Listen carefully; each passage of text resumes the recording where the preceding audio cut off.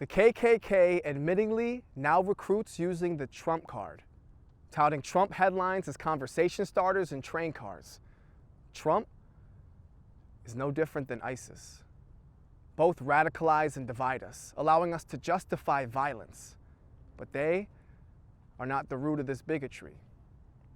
They're tapping into a fear seated in history. Just recently, we fermented Japanese in concentration camps.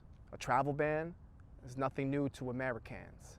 But instead of kamikazes, we got Talibans. Jihadists planning Benghazi contrabands. We need more than tolerance and shows like Homeland, where all Muslims are either terrorists or conspirators and come from some land vaguely sandy. As if Indonesia, Bangladesh, and Malaysia weren't as handy. Muslim majority countries that didn't fit their narrative, didn't look as Arabic, omit female heads of state a bit.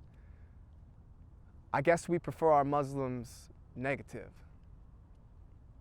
Fox News will be Fox News. Propaganda will propagate. We'll continue to detain brown people and disappear them like Watergate, so remember to love thy neighbor, unless they're Muslim, or bearded, or wear that thing on their head, or smell like curry.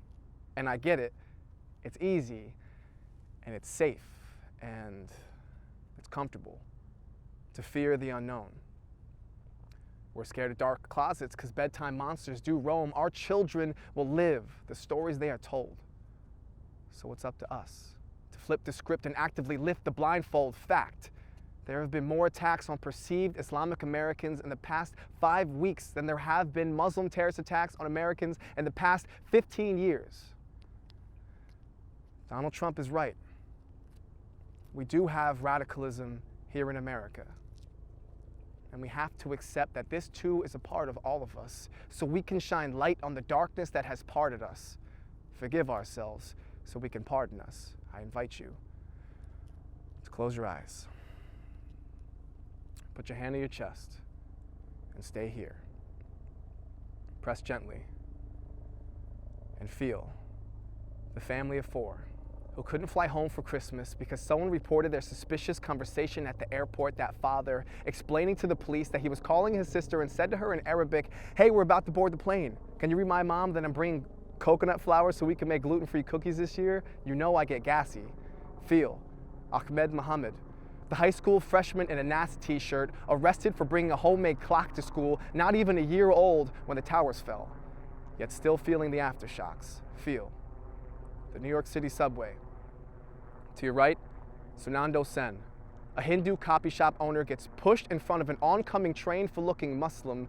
He rode the 3 train, where paid advertisements show the Twin Towers on fire with superimposed Quran verses paid for by the American Freedom Defense Initiative. Feel the swastika still fresh on the side of a Hindu temple in Washington, reading "Muslims get out." The mass murder pamphlets passed out on a train in Massachusetts calling for the death of all Muslims.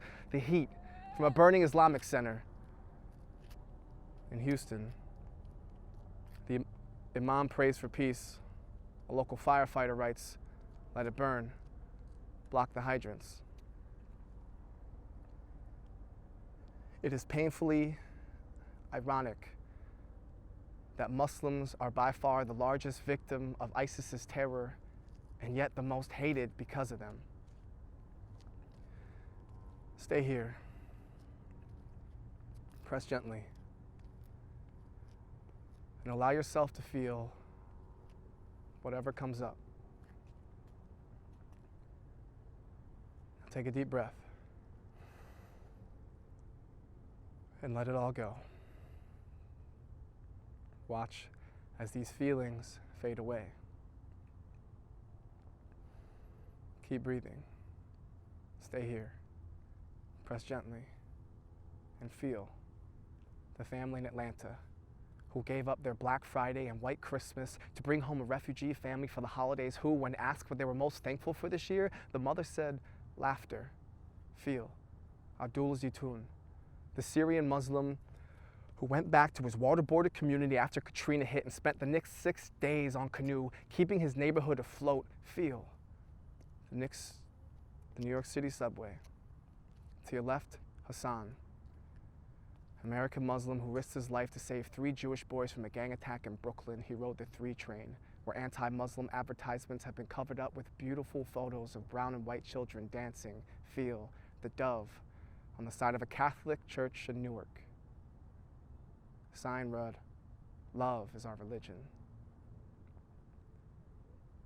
The Christian monks passing out prayers for universal compassion on a bus in Oakland.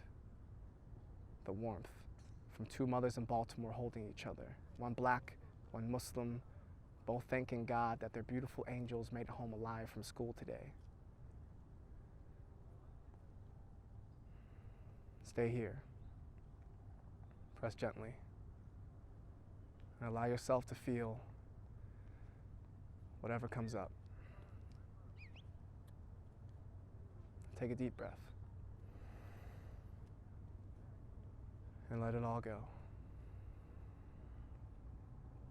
Watch as these feelings fade away.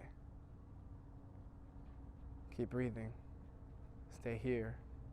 Press gently and know that this is where peace begins.